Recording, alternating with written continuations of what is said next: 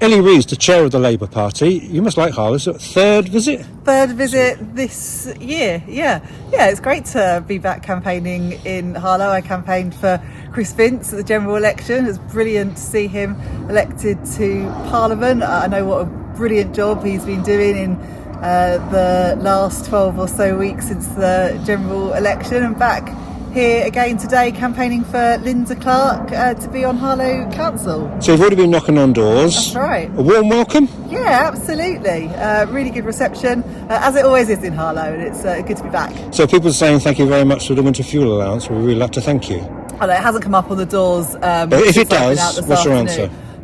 No one wanted to be in the position that we were in, having to make these tough choices. When we got into government, we uncovered a 22 billion black hole in the country's finances. That's not a black hole for the next financial year, and the one after that's an in-year deficit of 22 billion. That requires tough choices. We know what happened when the last Conservative government lost control of the country's finances, crashed the economy, sent people's mortgages skyrocketing. Got to be responsible, and that involves, frankly, some difficult choices. We didn't want to be in this position at all. Can you understand why people feel a little bit sceptical about this?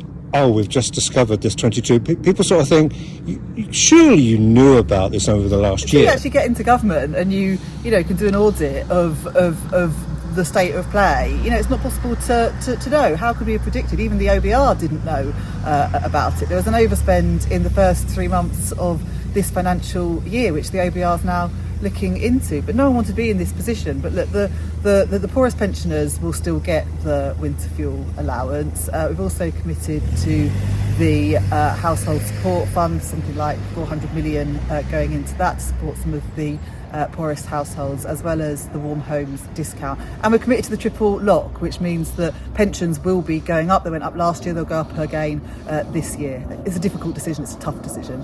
Do you feel if things like sort of the expenses, if you know what I mean, about suits and gifts in hospitality, do you think you're letting the press dictate the narrative here about Labour's success or otherwise? And you've seen what Keir Starmer has had to say about that. I hope that we can move on from that. I want to be talking, I think the public want us to be talking about what we have done so far in the last 12 weeks of government and what we'll do in the future. There's a lot that's already been done. For example, we've set up Great British Energy.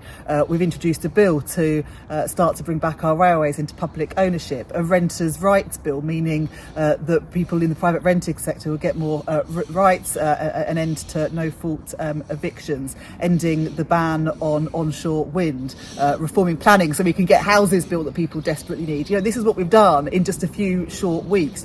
Starting the programme of transforming workplace rights so that people are more secure in their work and better paid. These are the difference that the Labour government made, and I hope we can start talking about those things. And just finally, do you feel, if you're looking at the last 12 weeks, I know it's a short period, etc., and whether you're Harold Wilson or Tony Blair or Keir Starmer, what would you say you've learnt in the first 12 weeks? Well, we've hit the ground running in terms of getting that legislation through, which sets the groundwork for a lot of those things that I've just spoken about. There's work that we've already begun to do.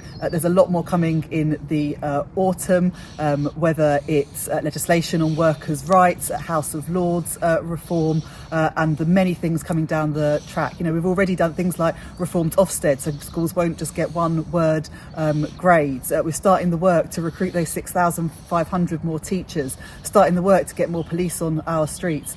It doesn't happen overnight, but that change is beginning.